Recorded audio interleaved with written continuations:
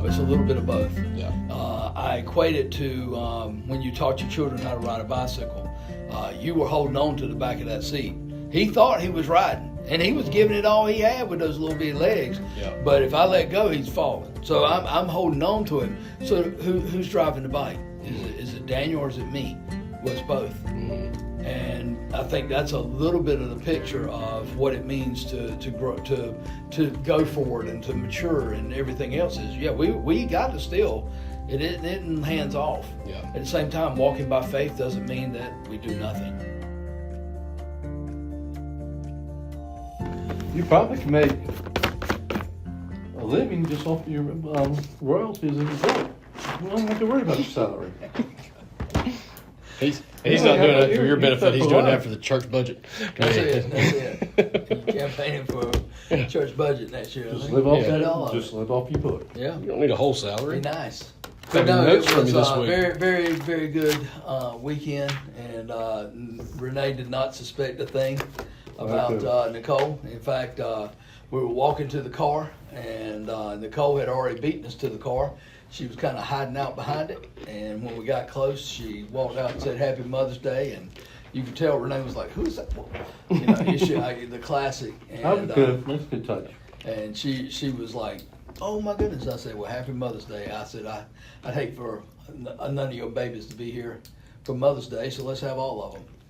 It's funny listening to playback and editing last week. Now that after I knew the full story, that part made a lot more sense to me. Right. It was a lot funnier. But so did you know that Nicole was going before we were recording? Yeah, because you said something, and then you could tell Kenny was a little. Well, I knew. I don't know how you found out. How I found out? No, you told me. I don't know when it was. And maybe I told you. They told us afterwards, but anyway, it was funny. Yeah, because I was on the spot. I was like, "Man, I ain't gonna lie," but She didn't tell you where she was. Nicole didn't tell you she was out in the car. Yeah, we were talking, texting, Oh, okay. and Daniel was actually texting her more than I was because Renee was sitting right beside me. But Daniel was sitting somewhere else on the plane, so he was able to communicate with her the whole time while we were getting off the plane, saying, "Okay, we're landed. Where are you? We got to check bags," that kind of thing. So you knew she was out of the car. Yeah. How in the world did she find that? Well, I told her where we parked. Okay. And we parked in the deck in between Terminal 1 and 2, the main. Normally wouldn't do that. If it was just me and Renee, we'd be parking in Economy 4 and riding the bus. Mm-hmm. But I knew, hey. Oh, yeah, right. So I told Renee, I said, I'm going to text myself the directions of row H, row H, level 2 of the main parking deck. So I texted that to myself so I wouldn't forget it, so that when we land, I wouldn't remember it on Saturday morning and Thursday. So I texted it to myself. When I texted it to myself, I copied it and sent it to Nicole. The last time I tried to fly, it's been a while, and I didn't want to go to the thing I was going to, and I parked in the expensive deck because it was closest and I was running late. Right. And then I don't know if it was closed or something ended up happening where I still ended up almost missing the plane. And I'm sitting there in line thinking I ain't gonna make the plane. Feeling. And I hope I don't make the plane because I didn't want to go anyway. But unfortunately, security sped up and I made it with about 15 minutes to spare. That's a bad feeling, boys. We experienced that in Madison, getting on the plane. That there was a problem with the boarding pass. And oh my goodness, Really? we barely made it. I mean, we were running. We were O.J. Simpsoning through the Home Alone. I always think Home Alone. people. Who? Home Alone. Home Alone, yeah, Those scenes. Kevin! Yeah. That's why I know felt we talked about OJ, the commercial. I got so tickled. There was a man. Like I said, this was 4 a.m, so it ain't like there's that many people in this airport. No, And Renee and I were probably. running down the to the very end of the thing, and there was a worker, and he said, "You trying to catch the Chicago flight?" Yeah. And he got on the walkie-talkie and he said, "Hold up the Chicago flight. We got 2 on the way. Coming in hot's what he said." And I said, "Thank you, sir." Well, welcome back from your trip. Hey, good to be back. Good to have you back here. Doug did a great job. Yeah. Good to have you back though. Yes, he did. He did a great job. Did you get to watch? I've caught you. Well, I tell you what I did. I watched up until his graduation started at 11 o'clock. Oh, So I okay. watched, I watched to the up intro, until basically, or the- he was getting ready to get up there to preach, and it was like, Yeah. And I had to turn it off because then they started marching in. Did you see me walk out? I did not. Okay. I wasn't watching that close. I was just watching to see, all right, how's Well, everything going? probably not even on the video, just children. It seemed to be a lot more people there. Now, I only got in there after the welcome, while they were singing, before the offering, to get up there to take the children back in for children's church. So I didn't get to attend it all. I'm about Well, it was a decent little crowd for a Yeah, rainy, that's what I thought. rainy Mother's Day. There was more children. Man, when I look behind me, man, they're still coming. There was more children than what I expected. Wow. Yeah. I was expecting it to be a light crowd, but when they showed the greeting and everything, I thought, oh, that's a pretty big crowd. It wasn't a light crowd. That was a good crowd. Yeah.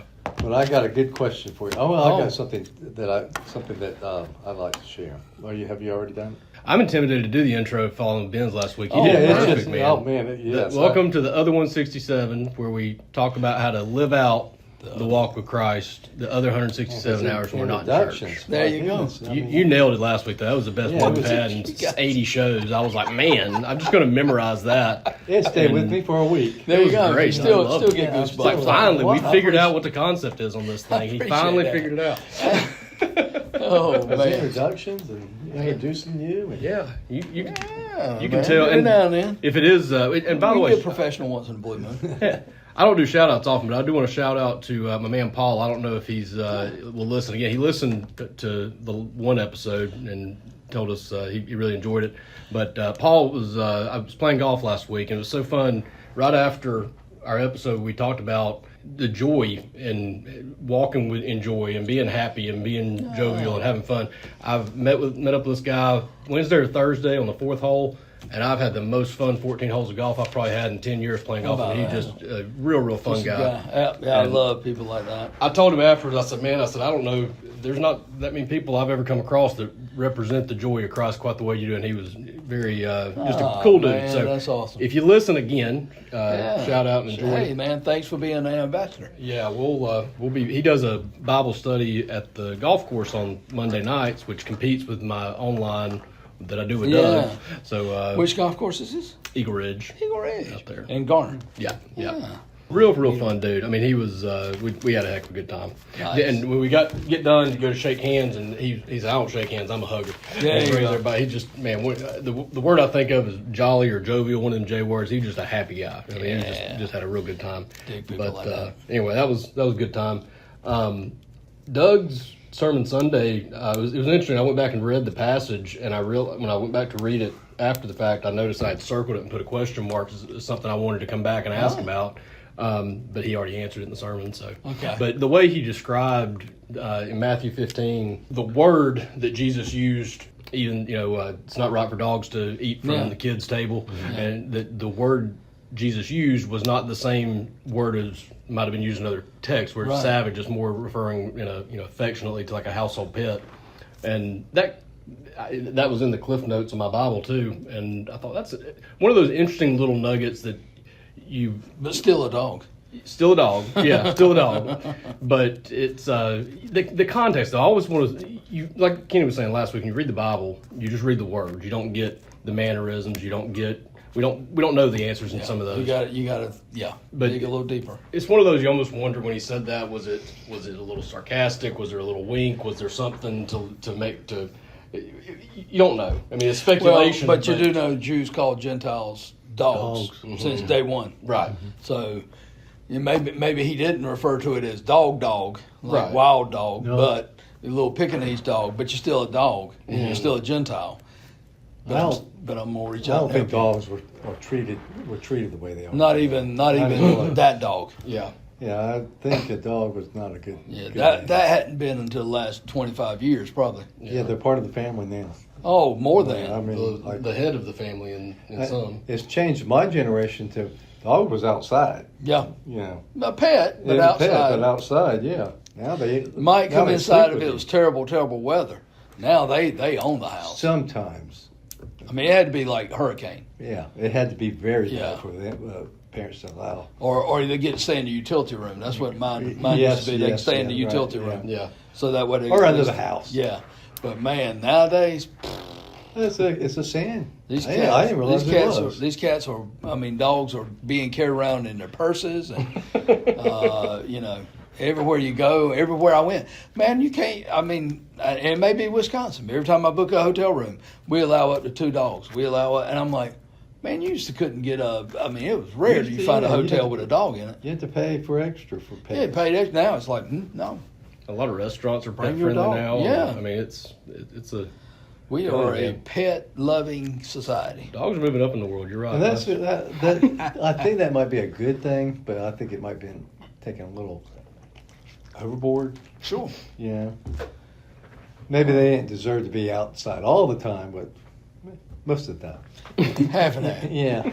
hybrid. Yeah. As long as they get a bath. That was the thing is boy, they stink. Yeah. Whew, The dogs can stink. fleas, man. That's why when I was growing up, we used to put motor oil on our dogs. Mm-hmm. Get the fleas off of them. Yep. And they loved it. But now it's like cruelty to animals. But Well, in dogs contrast, loved the other day, dogs loved it.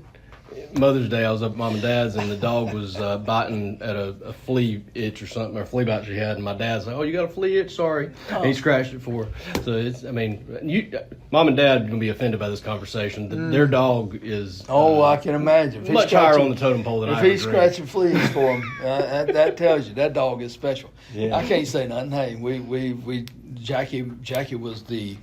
Well, I can't. I'd run home 3 times a day to let the dog out towards the end of her You life. still have it?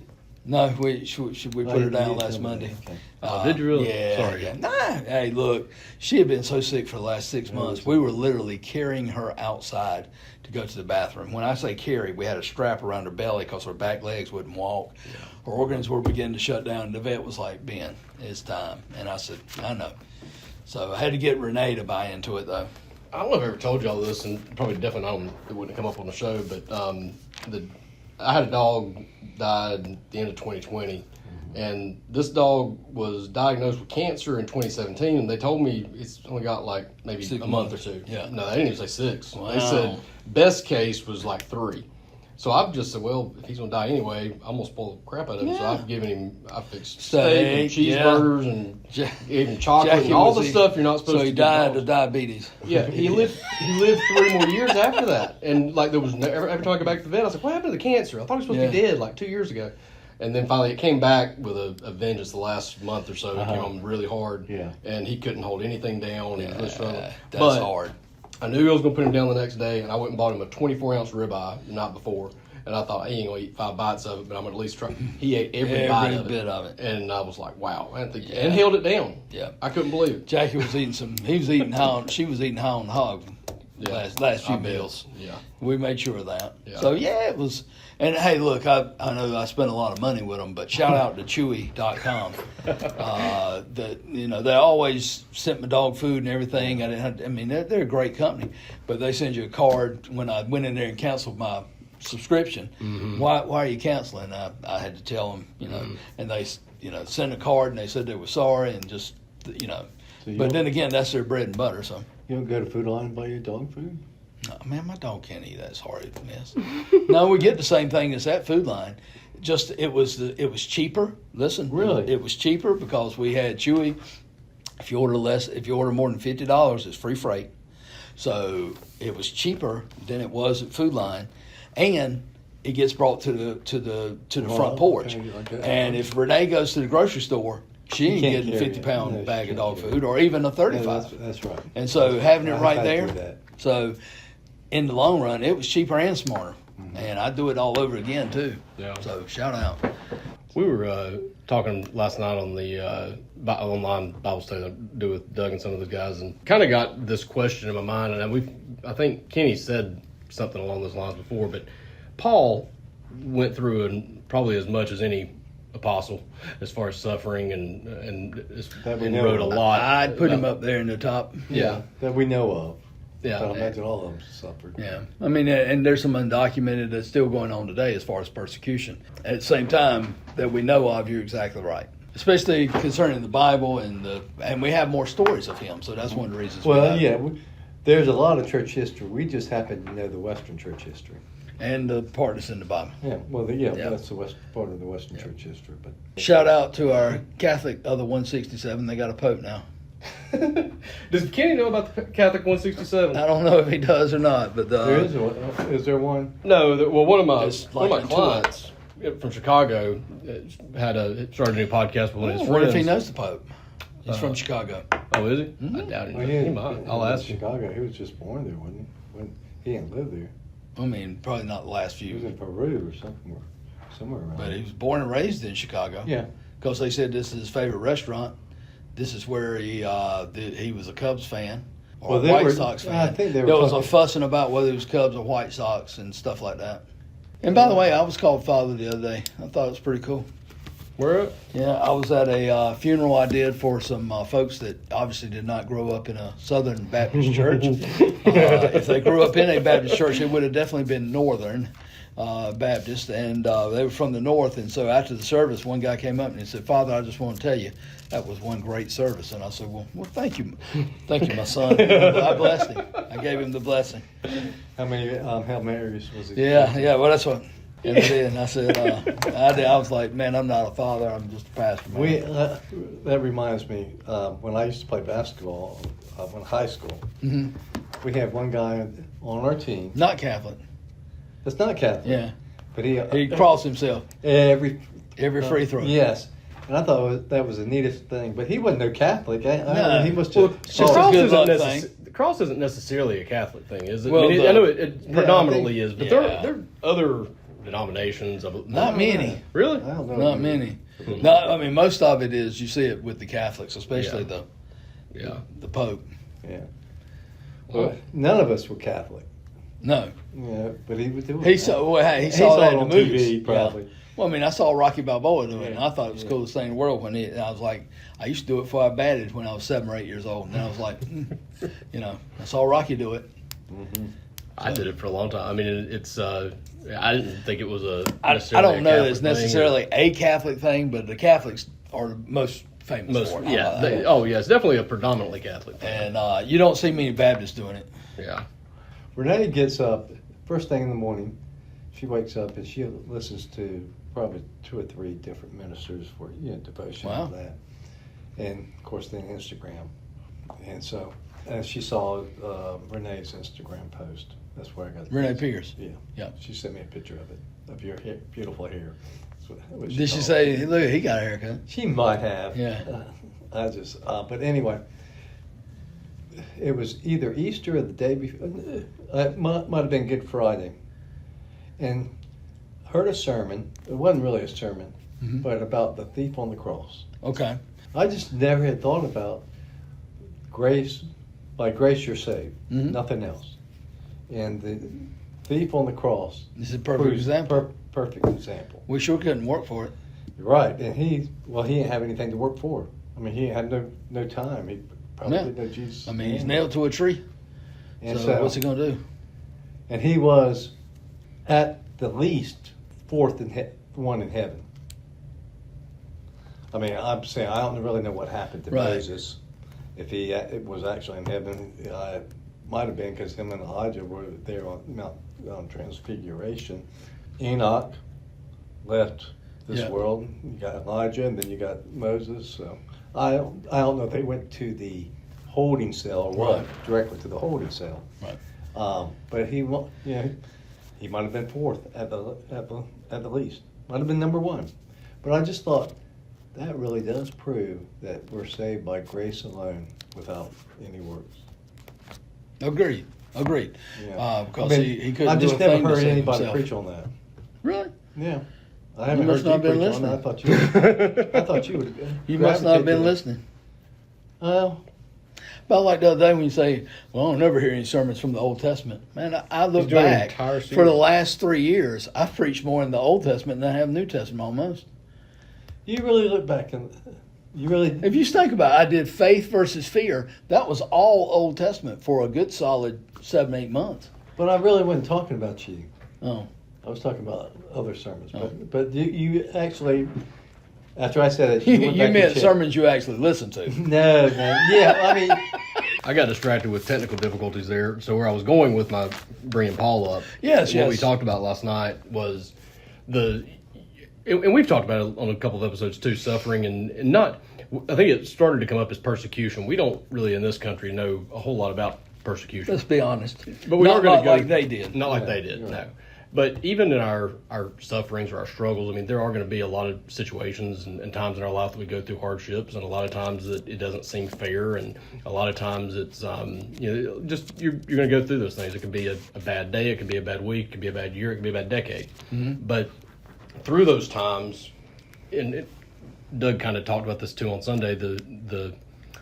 There are going to be times that God is a little silent to grow you. And you talked about it in one of your sermons recently when Jesus was crying out and wasn't necessarily hearing from him. He continued to cry out, and he continued to have that faith even when he wasn't feeling it necessarily. Right. And I started thinking about Paul because that's who we were talking about, was 2 Corinthians. And Paul certainly knew on the road to Damascus that he was making a decision that was going to make things harder for him. At the same time, I don't know that he necessarily knew exactly everything that was going to happen along the way. I mean, even though Ananias went to him and opened his eyes and told him, you will suffer for this, right. I don't think he had any idea what he was thinking about. And so I think it's one of those things that neither extreme is probably true. I don't think he thought it was just going to be rainbows and butterflies forever and there wasn't going to be anything that was going to be bad that was going to happen. I also don't think that he necessarily knew the full extent of it. And what we were talking about last night was when I've looked back at some of those really, really hard times and seeing how God has grown me through it.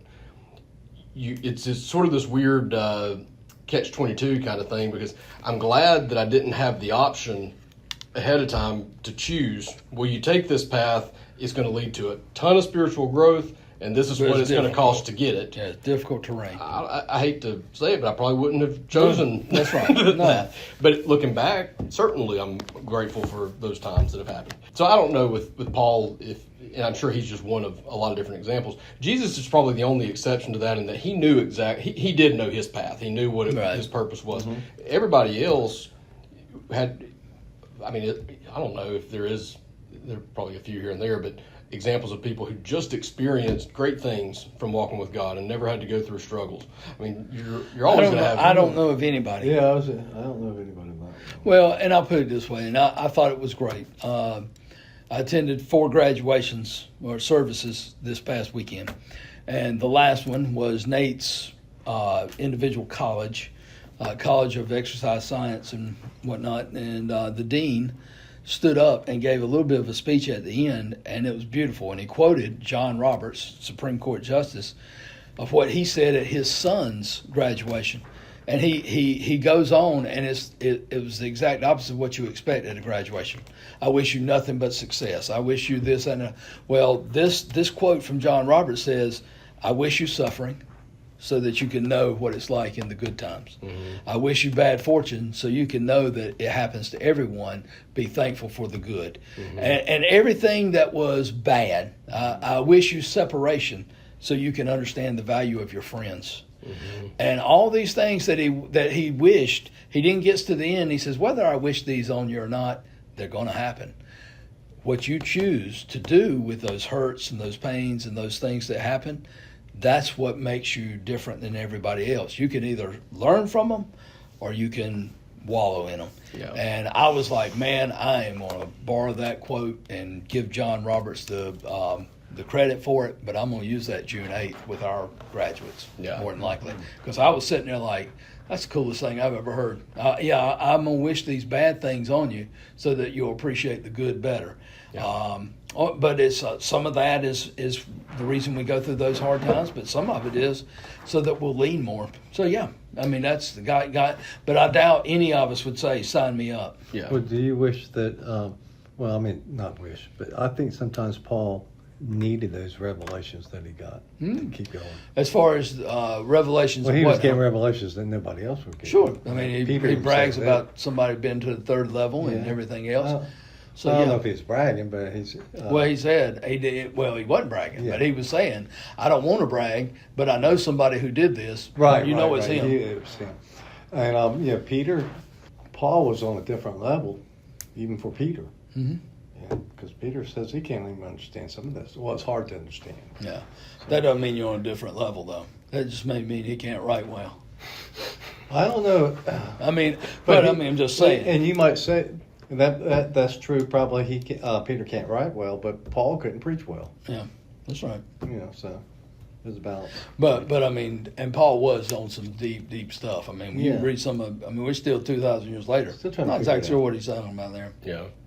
Well, and that was the verse about boasting is kind of where I even brought it up last night, because if you think about it, he didn't, maybe leave Paul out of it for just 1 second. I know I can say this with 100% confidence. I don't have a right to boast about any of the growth over that period of time, because I wouldn't have signed up for it to begin with. I would have loved to have had the growth, but not knowing what the cost was. So you can't really, I think to some extent, Paul knew he didn't have a right to boast, because he didn't choose every single thing that happened that led to that. It's sort of like, we've talked about working out and exercise. I mean, you might be pleased with the results, but a lot of times the path to get there wasn't a whole lot of fun, and he didn't even choose. You've got, if you bring these two together, you've got God's grace all wrapped into one thing. One is the thief on the cross. You're saved by grace through faith, not works, lest anyone should boast. So anyway, we can't boast because we're saved, because we didn't do anything. Right. And really, we can't boast because of our growth, because it's God that has begun the good work in us, and He is faithful to complete it until the day of Christ Jesus. Now, do we have a part in that? Yes. But as far as taking pride in it, that's when you've gone the opposite of growth, and you've actually, well, I don't want to say shrunk, but you're not growing if you're prideful. Yeah. One of the things that I've been trying to balance, I guess, in my mind a little bit is not let myself slip too far either direction on this to where it becomes laziness. But I have recognized, and I was talking to Mom about this on Sunday, I think it was, that for call it a year, I don't know exactly, I don't have time stamped, but say for a year, I busted my butt. I probably worked 60 hours a week. I did every single thing I could possibly think of to make about $400 a month most months. I mean, it was just everything I did was running into the wind, tough. right? And then it seems like in the last little bit, I'm not saying it's easy by any means, and I'm not just sitting here, taking a bath in cash every night. But at the same time, the things that You can do work are effortless. I can spend an hour and make $4,000, right? And so I've also tried to balance that a little bit with saying, okay, I don't want to push too hard and overthink things, but I also don't want to just get to the point where I'm lazy either. Right. And it's not even so much about where I'm spending. Am I spending enough time at work, or am I spending enough time? And work is just a really good analogy for it. Same thing applies with how I practice golf. The same thing applies Pickleball. with anything that you can commit to, is that I can put too much of myself in it and take too much control of it and cause it to be very counterproductive and running upstream or into the wind, whatever. Or I can sit back and let God guide the process, and things are a whole lot easier. But I do need to be careful, make sure that I don't get lazy and just sit back and think that, well, God's going to handle it. I ain't got to do anything. You still have to have an ear out for that. And you have to apply yourself. Right. I mean, Paul says, I press forward to the higher mark that is in Christ Jesus. He wasn't saying I'm on autopilot, I'm going to let God do everything. At the same time, it is work out your own faith with fear and trembling. So we're working out our faith with fear and trembling. At the same time, the other half of that is, he who began a good work in you is faithful to complete it in Christ Jesus. So which is it? Yeah. It's a little bit of both. Yeah. I equate it to when you taught your children how to ride a bicycle. You were holding on to the back of that seat. He thought he was riding, and he was giving it all he had with those little bitty legs. Yeah. But if I let go, he's falling. So I'm holding on to him. So who's driving the bike? Is it Daniel or is it me? Well, it's both. Mm-hmm. And I think that's a little bit of the picture of what it means to grow, to go forward and to mature, and everything else is, we got to still, it isn't hands off. Yeah. At the same time, walking by faith doesn't mean that we do nothing. Yeah. What verse? Because I can't remember the address in Proverbs. God determines your footsteps, and We determine our path, God determines our footsteps. Yeah. Is that something? We've covered that one. Yeah. And then, Yeah. is that about what you're talking about? Yeah, it's something joint like that. effort. Yeah, it's a joint effort. It's also one of I am crucified with Christ. Well, then I serve no purpose in this, right? No, but yet I live. Not I, but now Christ lives in me. So it's Christ in us. So it's a little bit of both. It's still I got to put forward an effort. Right. And there comes the daily dying, there comes the submission, there comes the obedience part. So it's still, I don't want to say hinging, but it still depends on me to some degree, but it all depends on him. Right. And it kind of goes back to something we've talked about a few times too, about, we can be so quick, me as much as anybody, to try to put God in a box and try to figure out what God's formula is and what is it 60% this, 40% Right. that, how much, and there's not that. Sometimes it's going to be A, sometimes it's going to be B, sometimes it's going to be a blend. I was talking to a guy this morning. I was hitting golf balls, and one of the guys came over and asked me how I was hitting it. I said, well, not great today. I said, I'm kind of tinkering with some stuff today. And I said, but we got a tournament Saturday, so I need to be getting back into, get out of tinkering mode. Right. Because there is a time to tinker. Again, Ecclesiastes, we talked about last week. There's a time that you do need to work on the technique and the form and all that kind of Just stuff. straight up. That's not on the 16th hole, but there is a time to do that. But even in your practice, there's a time when me and Reese went and hit golf balls the other day, and I kind of asked her ahead of time. I said, do you want me to teach you today, or do you just want to whack the crap out of it? No. She said, a little bit of both. I said, okay.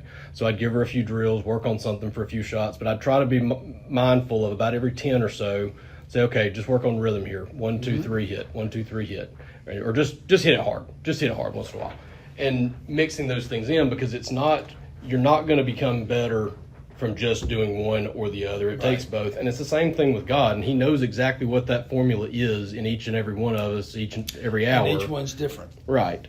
And that's why you can't just rely on that 1 hour in church. It has to be a living, breathing relationship that guides that throughout the week. Yeah, exactly.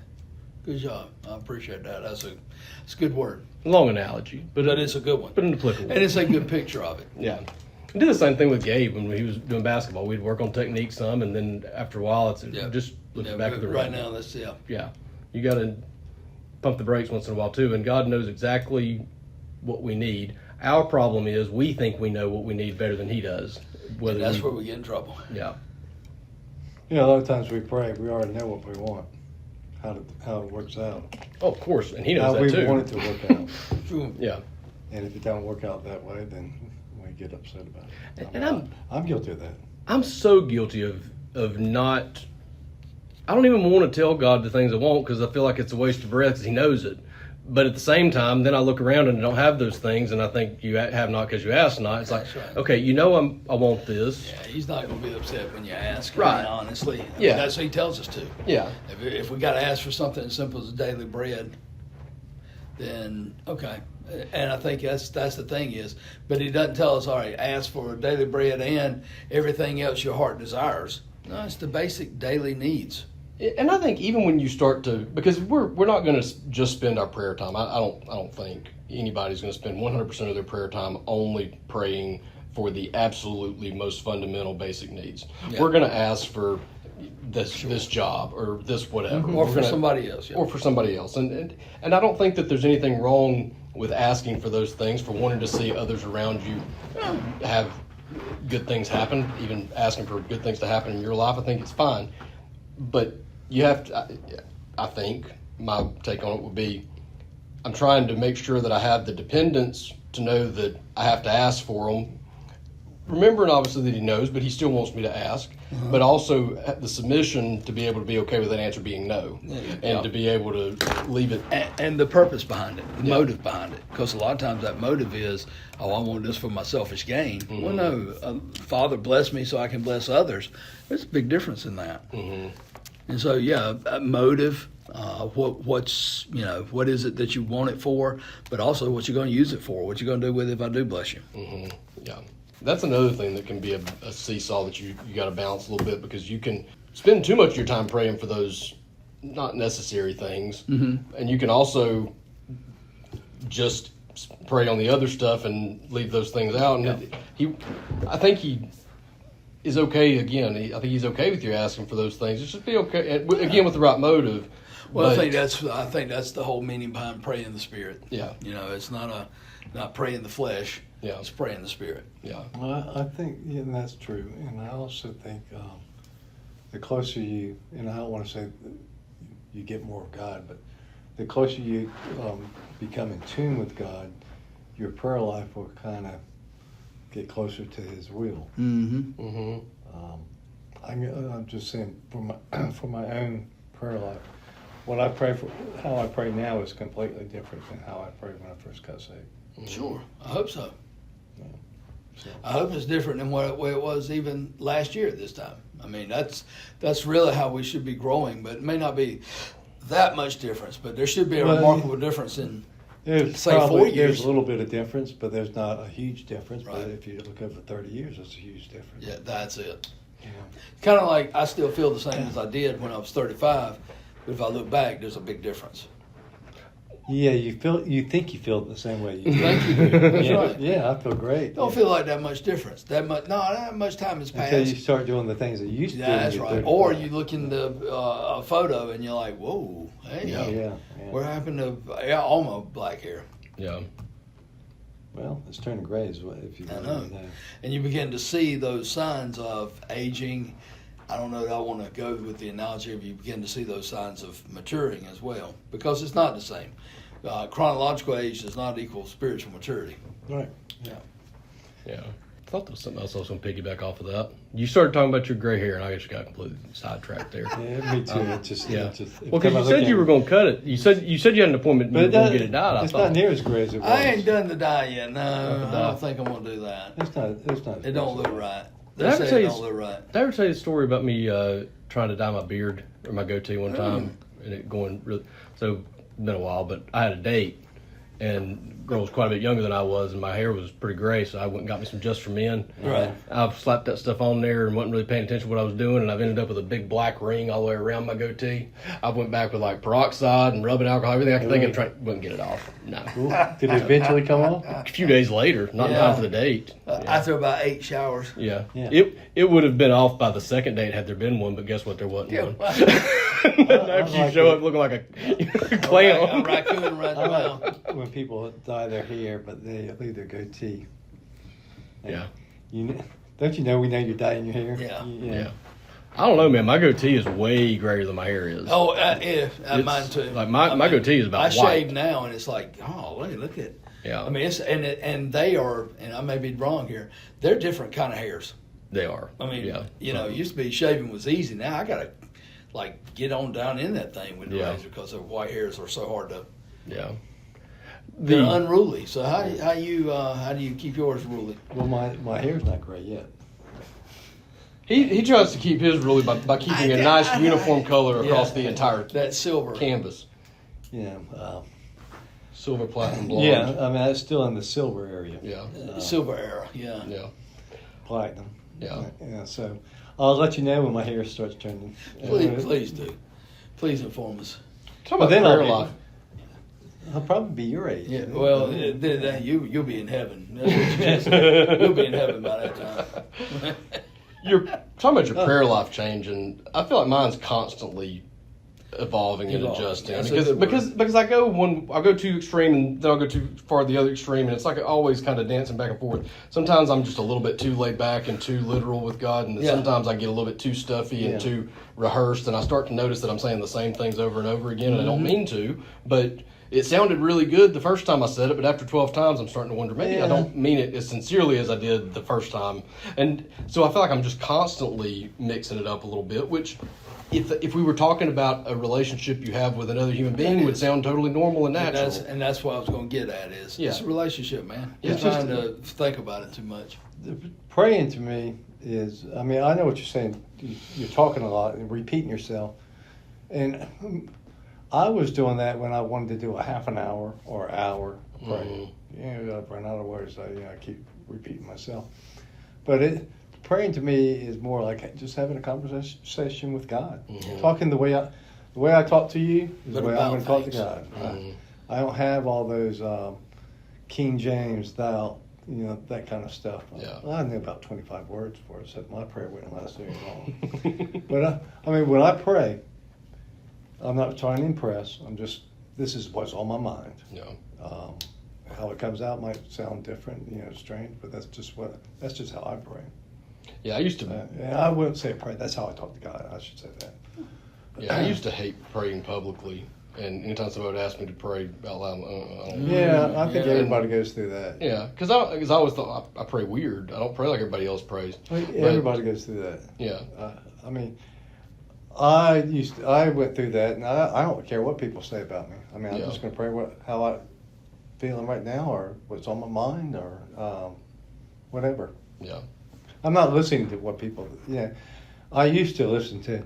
Man, write that word down. That kind of. You know what I'm talking about? Yeah. I'll use Write that that word word next time. down. Yeah, I'll use that word. But no, I just. No, I mean, but now I will say, I think one of the best ways to learn how to pray is listen to people that know how to pray.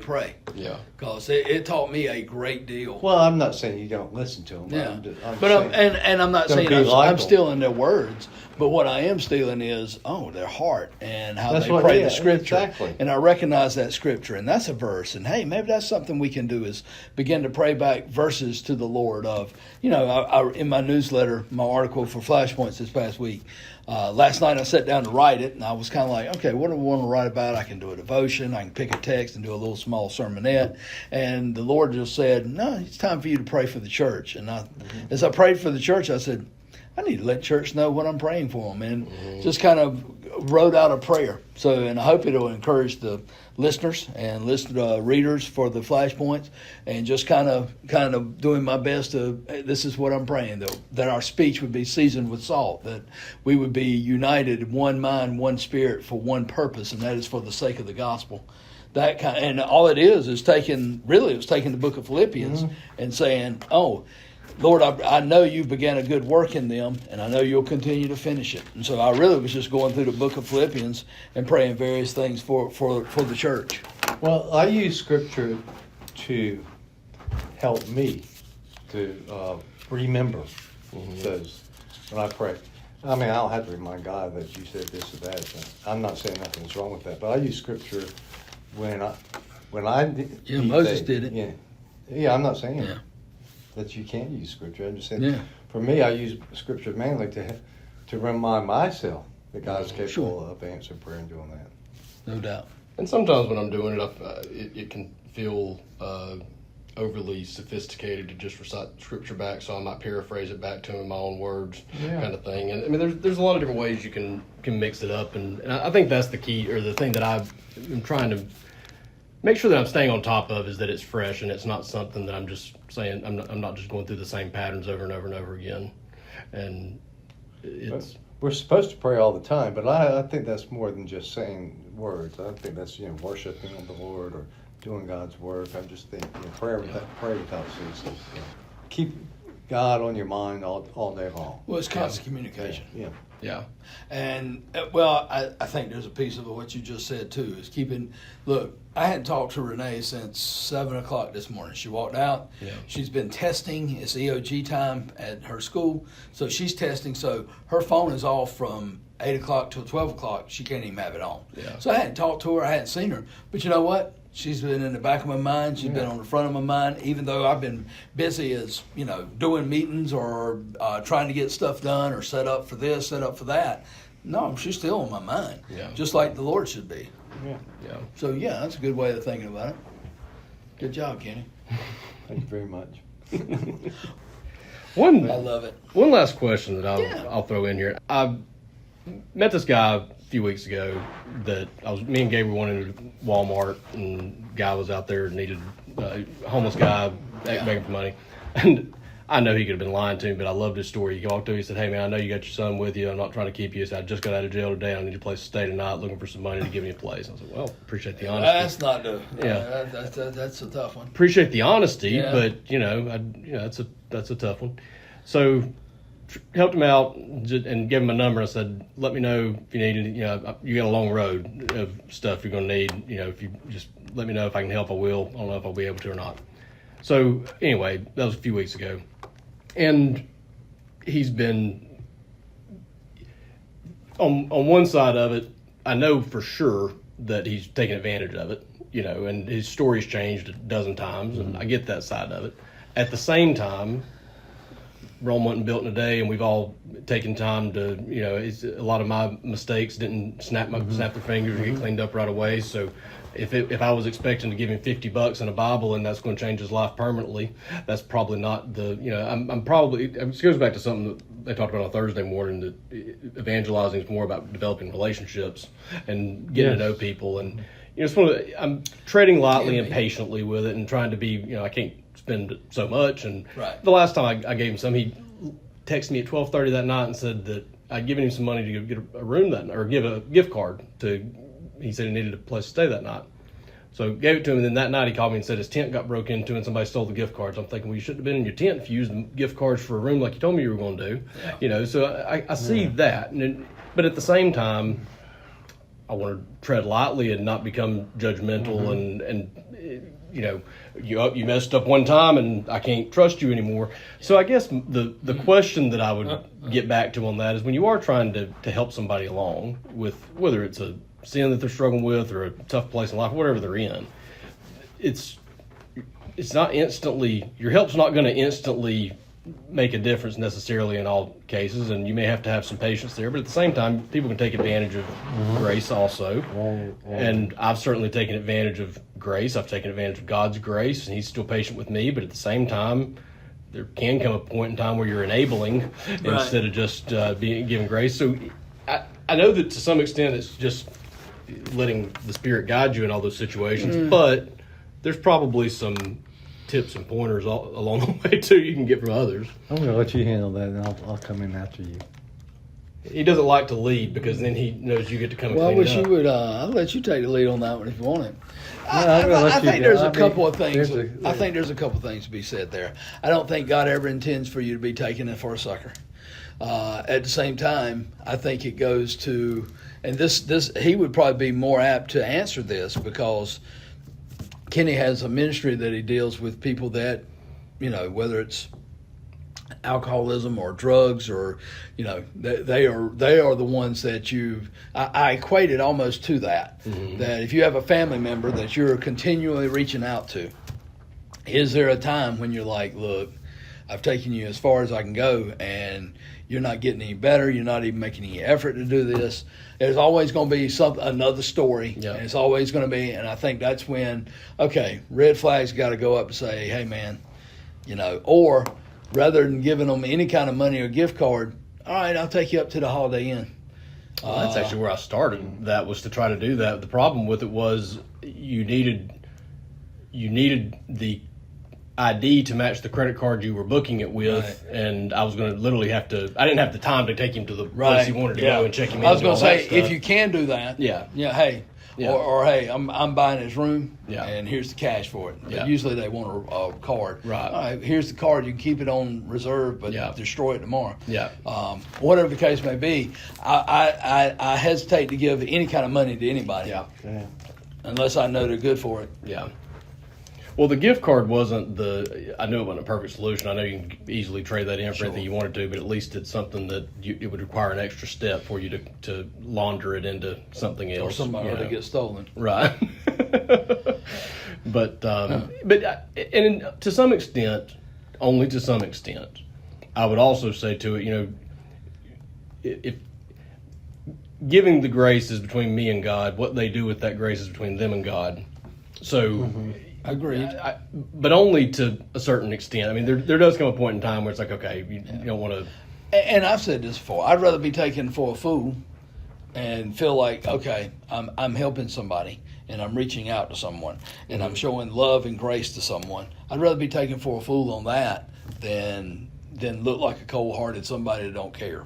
A really, really tough... And I'm getting off on a little bit of a side street here, but they are related. A really, really tough thing for me for a long time, I still struggle with it, is when you turn the other cheek, or when somebody tells you to walk a mile and you walk two, or they ask for your shirt and you give them the whatever.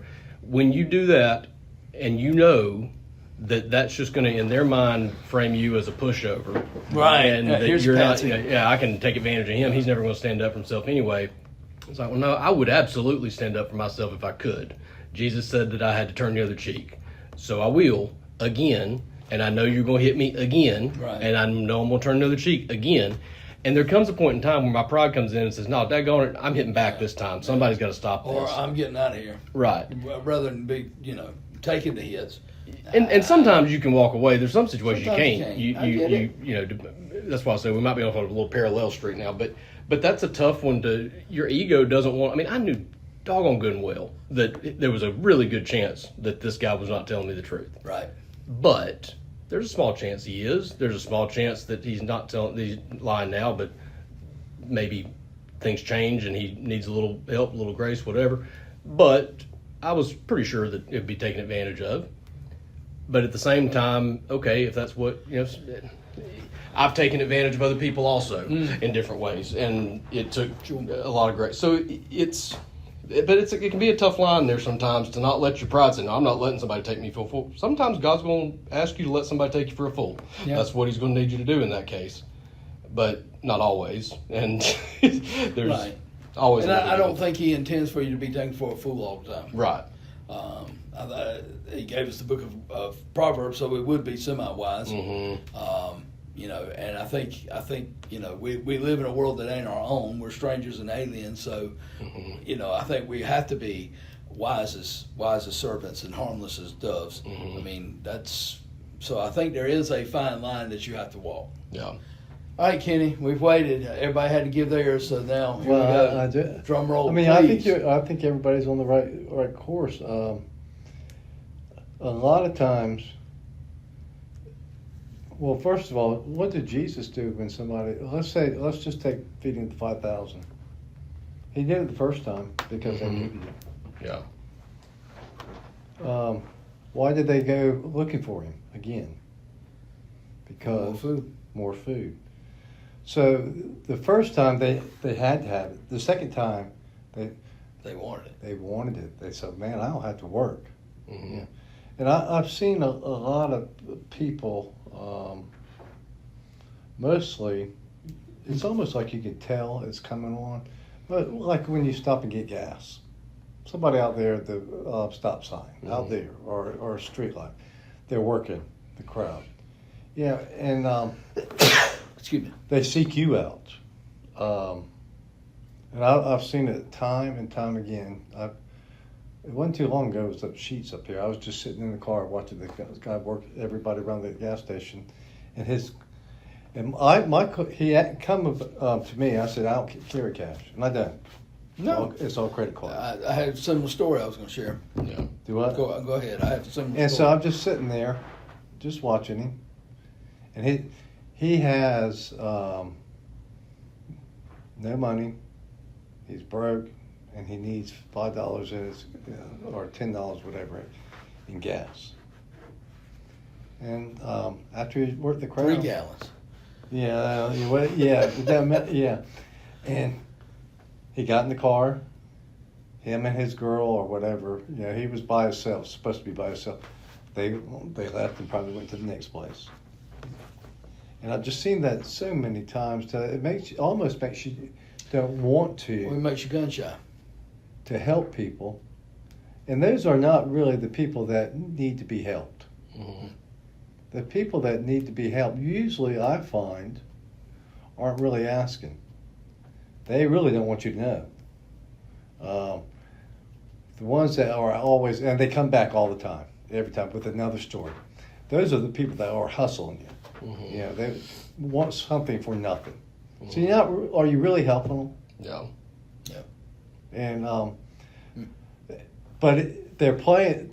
Also, it's being played between you and God or whatever. I'm supposed to help everybody. I'm supposed to help people that are in need. Mm-hmm. They're not in need. They really aren't in need. Because in this country, if you want a free meal, you can get one. You can get one anywhere. Soup lines, we got plenty of them. If you want to stay someplace, I wouldn't say we got enough beds, but there are plenty of beds. Mm-hmm. So that's a good thing. This society does help people. I don't think the government should. I don't think the government should be involved in that. I think the church should have more responsibility to take that over more, and they do in some areas. So I'm not inclined to give anybody unless I know the person. And sometimes you can just see it, sometimes you can't. But a lot of times they use their money to just buy whatever they want. Really. Now Renee wants to give to them, and $1 here and there. I don't know if she's actually giving them to them, but she feels bad for them. Well, I don't, and that's not showing Because no you're grace. hard-hearted, Kenny. Because what? Do what? Because you're hard-hearted, Kenny. Yeah. But that's not what they need. What they need is salvation, Yeah, there you go. and that's really what. And I'm wondering if Jesus fed. Well, he fed them because they were really following him, and they really were. They couldn't make it home. Yeah, and that passage does go to parallel that of after he fed them, they come back looking for him. Oh, you're looking for more bread? Yeah. Well, seek the spiritual bread that comes from heaven. I'm the bread of life. I'm the bread that satisfies. Seek me. They never could connect the spiritual to the physical there and get past the physical. They could not get to the spiritual, and therefore John 6:66, one of the saddest verses in the Bible, is many of them turned because who can understand this? What did they come there first for? Yeah. They come to hear him. Yep. That was a good thing. And he fed them because they come to hear him, and he probably wanted to teach longer or whatever. And they just wanted the food. The next time they came, They wanted a meal ticket. yes. And that's, so, a lot of people, we can be very deceiving. Sure. We can get our spiritual mind out, off spiritual things, I should say, off spiritual things, and fall right into our physical needs, if that's our physical wants. So, I don't know if I answered your question or not. No, I mean, here's an example. Stopped at a gas station the other day and saw a guy that he was sitting right by the door, and I wanted to go get a ginger ale, and I was like, I don't know where this is going to go. Yeah. So I went ahead and got some money out and was going to help him. And it wasn't big money, it was nothing like that. So I gave him money. And he said, "Man, I need $5." And I said, I've never had that. and so I told him, I said, "Brother, this is a cashless society, man. Sorry, Yeah. I don't even carry. You're lucky I got money, Yeah. period. Yeah. I had to empty out the ashtray drawer to get what I gave you. It was a couple bucks, but he was wanting $5. I was like, man, so do I. Yeah. That's what I kind of told him. I said, so would I, but right now I ain't got $5 on me. I've never had that where they say they want more. Oh, really? Yeah. But, well, I guess going at state, I know downtown Raleigh, you get hit a lot of times by people, homeless people. Oh, Madison was it's everywhere in your big cities like Yes. that. But it's, but for him to ask and tell me, I That's know more than that. funny. You dig deeper, brother. I was like, I done dug up. That's a new one. I've never heard that They before. must have raised the alcohol rate. Well, that's it. Yeah. see, $5 down. And he was actually truthful that he said, I need $5 because that's what beer costs. I was like, well, at least you're being truthful. Yeah, there was. I saw a sign. I saw a sign one time that you passed them, and on the other side said, "I'm lying. I just want alcohol." Yeah. Behind their sign. Yeah. And that's really. Just kidding. JK. That's 99.9% of the time. And what you're doing is you're just feeding their addiction. Yeah. Well, see, and here's the thing. I mean, I fall probably somewhere in between or on both sides of it somehow, maybe, because I feel empathy and feel bad for them but for the grace of God go I, right? I mean, there's that side. I saw a guy one time right there next to 401 where you're talking about, in a wheelchair in the turning lane, and he intentionally rolled his chair out into the turning lane so that you could not ignore him. Yeah, but here's you what it gonna see did. me. It made me so mad because I had to swerve to miss him and almost wrecked. And I'm sitting there thinking, dude, you are being so ridiculously reckless that you're going to kill somebody because you're trying to make sure you get seen. And then the other side of me is like, man, how desperate do you have to be to go to that measure to try to get $5? Yeah. So I can see both sides. I can play devil's advocate all day long with that and look at both sides of the coin. But I think Jesus did. He saw both sides. He did. He did the right thing on the first one because that's what they were for. Yeah. But the second time, they weren't there for to be helped. Well, and here's the thing. You can take this analogy or this story of a guy coming up and saying, I just got out of jail and need money for tonight. Hey, appreciate the honesty, if it was honest. I don't know if it was truth or not. But I've become so cynical and jaded in some ways and so untrusting that I'm always like one eye open, but at the same time I'm trying to learn to don't worry about trusting other people, trust God. Don't be so cynical that you're hard-hearted. That's right. So it's like I'm trying to play both sides of it, right, or see both sides of it, but you can go into it kind of hoping to give somebody the benefit of the doubt maybe one time, see if they. But okay, this is where I was going with that. Let's just pretend for a second that maybe he's telling the truth, just for sake of argument. Yeah. Okay, well, if he is telling the truth, hey, the first week after getting out of jail, it's probably going to take you more than that to find a job and find everything you need. I can understand maybe. It ain't like you're hiring. Is it possible that somebody else stole the gift cards? No, because you should have put them in your pocket. Yeah. I mean, I'm not buying that. Tent? Well, why were you in the tent if I was getting you a place to stay for the night? You know what I mean? There's a whole bunch of holes in the story. But at the same time, I go back to, okay, well, does everybody clean it up in the first week? But can I afford to support this guy for 10 years? No. I mean, there's always... I ain't putting him on the payroll. But the reason that I was going with that is that forget the financial side of it and forget the beggars or the panhandlers. Same as applies to forgiveness in life, people that have wronged you in life, that person that you're trying to get along with for the 17,000th time and it just is not happening. I mean, there's a lot of these examples there where we're called to forgive. That's why I said 70 times 7 I took literally, because at 491 I'm out. Yeah. Right? But you can be taken advantage of, but and I get what you're saying, and I agree with a lot of it, but we also got to remember, are we helping them? Are you really helping them?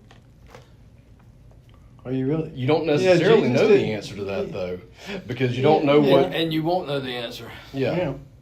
But, I mean, that's another side. The other side is, well, I'll give them the money, but they're going to have to answer to God what they did with it. And I get that. Yeah, but then the other thing is, I don't know, maybe because I wouldn't say I'm one of them, but I've done myself enough drinking to know when someone's lying and when they're not. Mm-hmm. What is it? It takes the alcoholic to know an alcoholic. It takes a drug addict to know a drug addict. So I can probably, and this is not being a brag. This is not bragging at all. Right. But I can kind of see. It's just, I don't know. I just have it because I've been there. Yeah. And if you haven't been there, then sometimes it's kind of hard to recognize that. Sure. Yeah.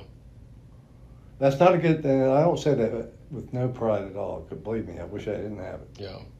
Well, I get it. I get that. No, but it is. You can be naive too and not know anything about it. Mm-hmm. I guess maybe that's where I'm going with. If I had to sum up this entire thing, we're called to be forgiving. We're called to. Long list of things we're called to do. Mm-hmm. We're not called to be willfully naive, I don't think. Mm-hmm. But at the same time, that's exactly what I'm doing here. I am not naive. I know exactly what's actually going on. I knew exactly what was most likely to go on walking into it.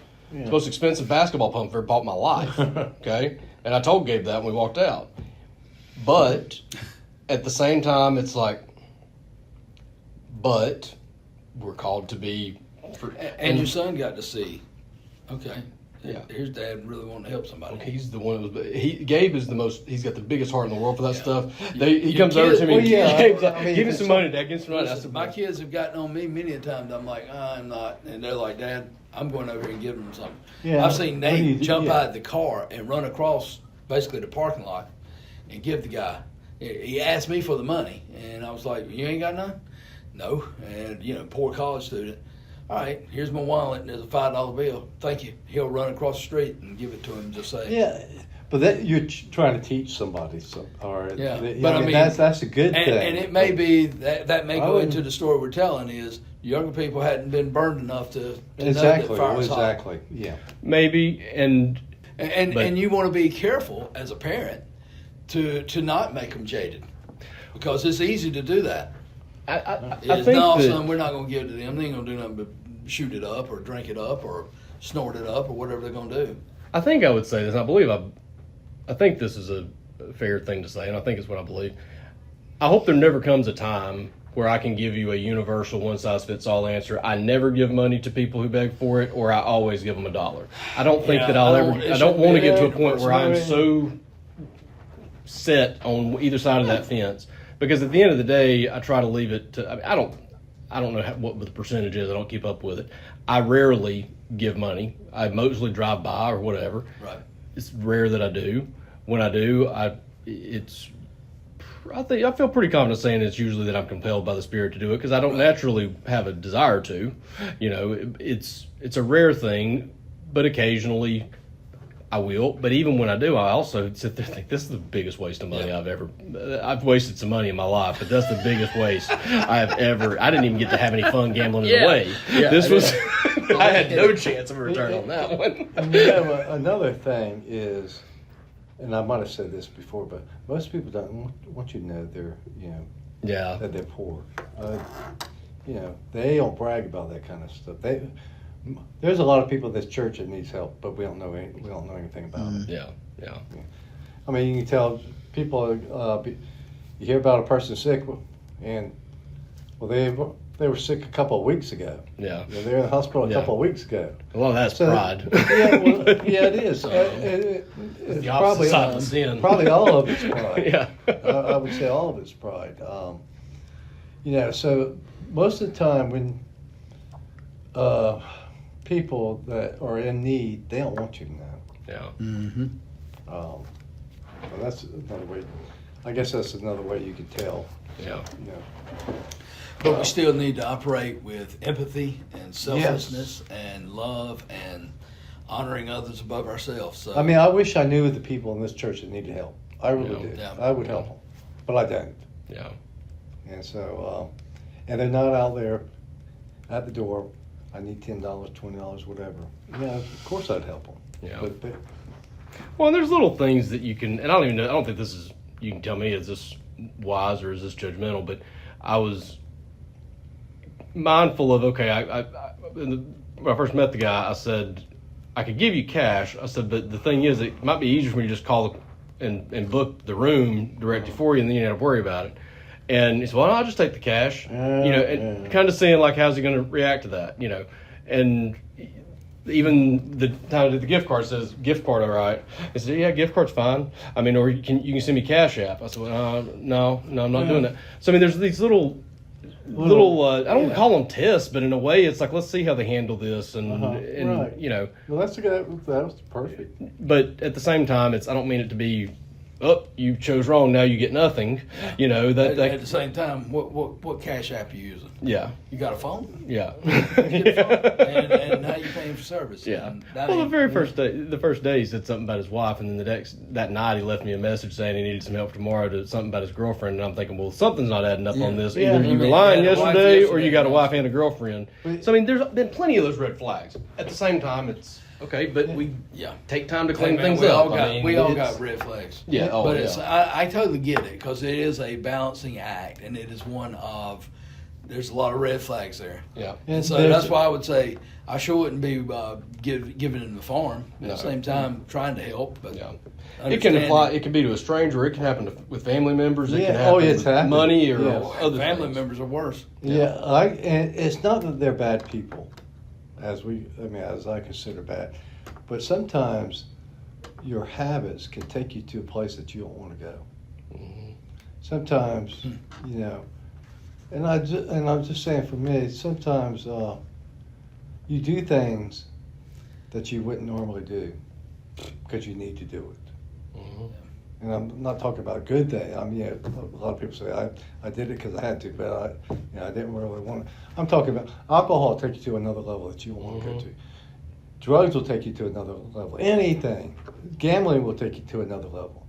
Things that you wouldn't normally do if you were in your right mind. You could actually, if you wanted to summarize it, sin. Yes. Sin will take you to a new level that you don't want to go to, and so if you take pride will take you to a level that you don't want to go to. But the end of it is death. Yeah. Mm-hmm. That's what James says about sin. Yeah. It looks very pleasing, but the end of it is death. And I'm sure all those guys are nice people. Yeah. I really think they at one time were very nice people, but they're lost. And I don't want to cover it with a blanket that they're all lost, but I'm saying in general they're lost, and they have no answers. Yeah. Well, that's a quick question here at the end. That turned out to be about Yeah, half the show. Yeah, that's. Oh, I'm Maybe not should gonna have led be- with that. I don't think I'm going to be here at the last. Do you have Now, anything where to add you before I going? close this out? That's where I'm going. No, I think I would just close with always is it's always good to be with you guys. I'm thankful for you, and I would encourage everyone, if you get a chance, any of our listeners, to hey, let someone know you appreciate them. A little note. It doesn't take long. 10 minutes. Sit down with a pen and paper. If you don't know how to use a stamp, get your parents to show you. But mail them a letter, mail them a card, send somebody something. Just letting folks know, hey, I love what God's doing in your life. I love how you're growing. Or, hey, you took the time to talk to me the other day. Or I saw you do something that really meant a lot. Take the time to thank somebody. Text them. It means a lot. That is good Text closing it now. words. You don't need a stamp. Just text. Yeah, that works too. But a handwritten note goes a long way. Yes, I'm it so does. far behind on my mail, so I got that. I texted you about 2 weeks ago and said I got in the note that you had sent about 6 weeks ago from it was Valentine's Day. You guys did the Valentine's Day thing in Week Here, and they spelled out Christian Christian sent you a card. Yes. Yeah, Christian sent a card that was, and you put a little. And that was personal note mailed on like it. the 17th. Yeah. Or I can't remember if we did it the Friday before. We might have done like the 9th, and I know I mailed it before Valentine's Yeah, Day. yeah. I think I got it about 3 weeks ago. Text You got it in. I'm a little slow. I'm a little You got slow it by on my Easter? mail. Bye, everybody. Thank See y'all. ya. You got it by Easter. I have a flight. Mm. I'll get a taxi. Taxi to them. Yeah, you. Hey, call them. Taxi's not even there. I mean, it was like 1:30, 2 o'clock. Oh, what'd you fly in on? I don't know. It's been a long, long time ago. On a plane, that helps you. Narrows it down to about 15 minutes. Yeah, so that helps you some. Music, Renee listens to Caleb.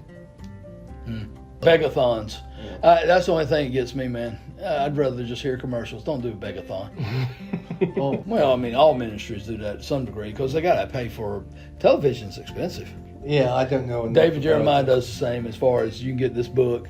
You buy the book and it's twice what it is, but it helps go support the ministry. If you act now, we'll send you a bookmark. That's no offense to David Jeremiah. No, or, I don't know half enough the church about comes it. out to me from Thursday morning Bible study. And he's great. good. Yeah. To me, Swindoll just has a voice I could just listen to and just, that voice is so smooth, and then the stories he would tell. It was great. That's what I say about your sermons. Just Is that what it is? just a Yeah, my like voice, a- man. my voice is like an angel. Yeah, I got- Fallen angel, but an angel.